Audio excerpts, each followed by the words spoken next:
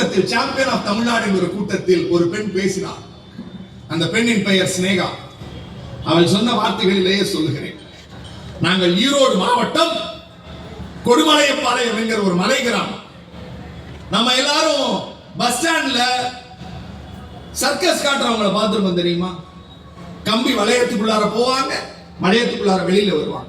ரெண்டு பக்கமும் மூங்கில கட்டி நடுவுல ஒரு கைத்தை கட்டி அந்த கைத்து மேல நடப்பாங்க. அந்த கைத்து மேல டான்ஸ் ஆடுவாங்க. ஆடுவாங்களா? அந்த மாதிரி அந்த சமூகத்தில் பிறந்த பெண் சினேகா. அவங்களுக்கு உடல் இயல்பாவே வளையும். கம்பிக்குள்ளார போவாங்க, வளைவாங்க, கைத்து மேல நடப்பாங்க.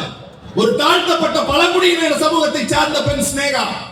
அந்த பொன் மேடையில வந்து கோட்டு மாட்டிக்கிட்டு சொல்றான், நான் பேருந்து நிலையங்களில் கம்பி மீது நடந்து இந்த கையை நீட்டி பிச்சை எடுத்திருக்கிறேன் நான் வாழ்வதற்கு.